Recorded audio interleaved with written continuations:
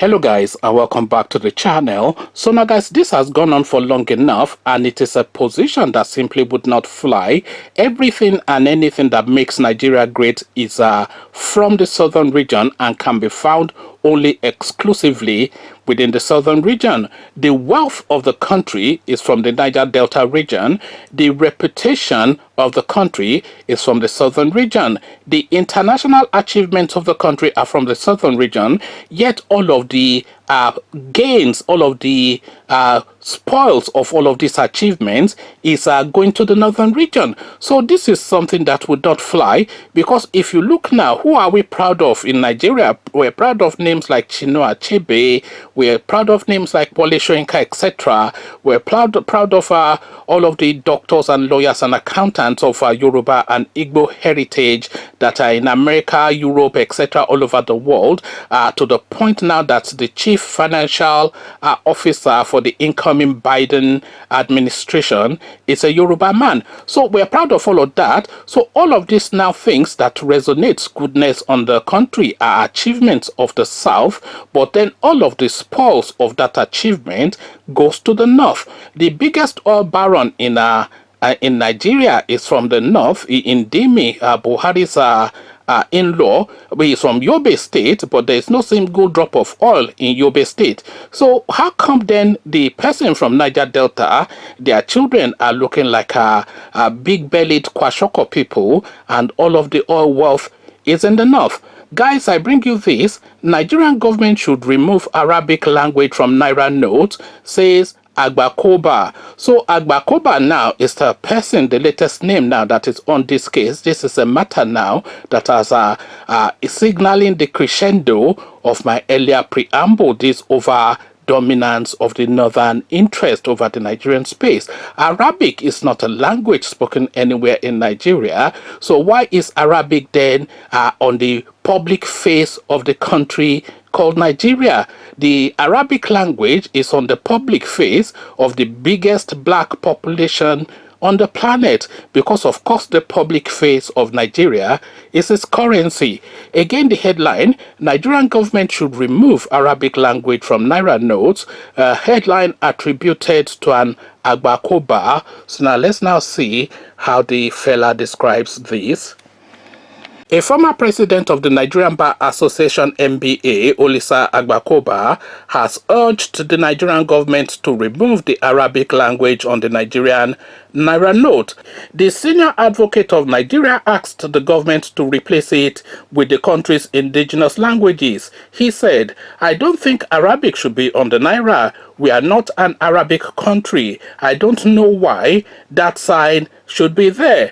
I asked similar questions when I was a member of the National Judicial Council when the question about the understanding of Sharia law came up, and I opposed the then CJN, Alamo Mukhtar, that I didn't see how it should be a requirement for judges of Islamic origin to understand Arabic. I am a Roman Catholic. Does it mean that a Catholic judge must speak Latin? I think these are the sort of things we need to get rid of for a united independent nation. We are not an Arabic nation.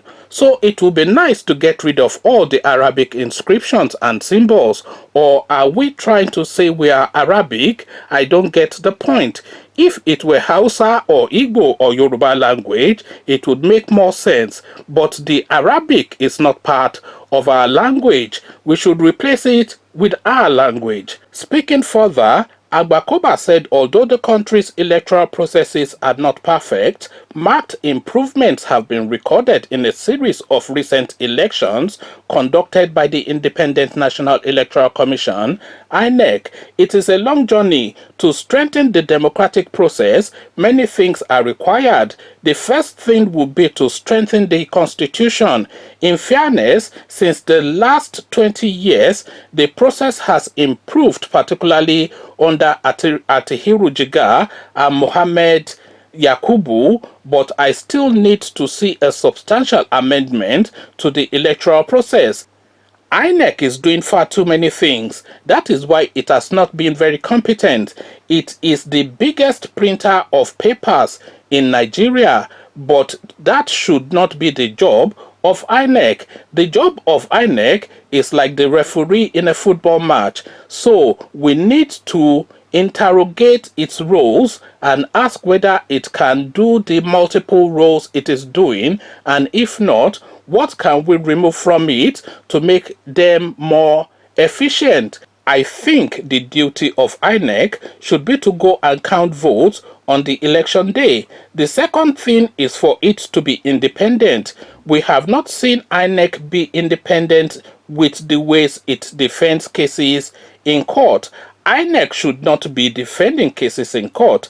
If both of us are contesting a senatorial seat, if I lose and I go to court, the role of INEC is to bring all the papers it used in conducting the election. INEC should not be filing any papers as a defense. When we sat in the Mohammed Uwaya's panel on electoral reform, we said INEC's position must be neutral. If anybody questions INEC's work in respect of vote counting, let the courts decide it, not INEC. During the Buhari Atiku case, INEC came and vigorously defended the elections. That's not for INEC to do. It means it is not neutral. Let the court listen to all, ask INEC to bring the papers, and then decide, he said. So two strands to what this guy has to say, and every single bit of it makes perfect sense. Of course, we should not have Arabic language on the Nigerian currency. I mean, which bright spark even came up with the idea that that should be the case? We should not have Arabic language on the Nigerian currency, and we should not have any sort of religious connotations on the Nigerian currency, because Nigeria is a multiplicity of religion sort of a space. There's multiple religions within the Nigerian space. There's Christianity, there's Islam, there's native worship, there's even people who insist that they're Jews within the Nigerian space. So if you have the insignia of one religion on the country's currency, what does that then say to the other religions within the country? So we should not have that at all. Well, within the Nigerian space. And if I go to make a God reference, make a God reference with that generic word God, because of course everybody accepts and acknowledges that there's a God somewhere, but certainly not in the Arabic language. Why would the Nigerian currency anyway carry a foreign language? Are we now by that token then a sub sect, a colony of Arabia? I mean, I don't get the logic that underpins it, but of course what underpins it, it's religion. A lot of people are still laboring under the misguided misapprehension that Nigeria does not have an official religion, that Nigeria does not acknowledge as a state one religion as the state's religion. But Nigeria, of course, is very much an Islamic state. We have Arabic insignias on our currency. We're a member of the OIC, Organization of Islamic Councils, so Organization of Islamic Countries or whatever it's called, OIC, when we have been a member of that body since the days of Babangida. So you're a member of Organization of Islamic Countries, you have Arabic letterings on your currency, and you have the minaret right on top of the first house of the country. And you are saying that you have a multiplicity of religion and the country does not go under one religious banner. Of course, Nigeria is an Islamic state, but should it be? Is the question. Do the Igbo people want to be in an Islamic state? Is the question that you have to put to the Igbo people, because the Igbo people are predominantly Christian and mostly Roman Catholic. That has always been their religion. So do they then want to be a member of an Islamic state? This is a legitimate question that the Igbo people have to be given an opportunity to answer. Do the Yoruba people, you will say the split is probably 50-50, but it's more likely 60-40 Christians in Yoruba land. So do they, the Christians in Yoruba land, want to be part of an Islamic state? this is the question: do the Christians in the middle belt of Nigeria want to be part of an Islamic state? And if all of these people don't want to be part of an Islamic state, then why do we have Islamic insignias on the Nigerian currency? So this should be removed. But if you take this to court, who would you meet? You will meet Tanko Mohammed, who is the Chief Justice of the country. The same Tanko Mohammed, the Chief Justice of Nigeria, who was trained in Islamic law and has been agitating that Sharia should be part of the Nigerian legal structures. So this is the person now that you go and meet to tell him that you want Islamic insignias removed from the Nigerian currency. So we are held captive in that country, is what we always land on in pretty much all of these videos that we do. We are held captive in that country, and this particular narrative cites yet another example of how we are held captive in that country. Conversations in the comment section. Come share thoughts. Islamic insignias on the currency of a sovereign country that is not an Islamic state. Come share thoughts about all this with me in the comment section. But before you come share thoughts, click on the red subscribe button so it turns green. Bell button notifies you every time I drop a new video. Click on like as well, because that helps with the YouTube algorithm. Once you've done all the clickings, come join me then in the comment section. Come tell me what you're making of all these.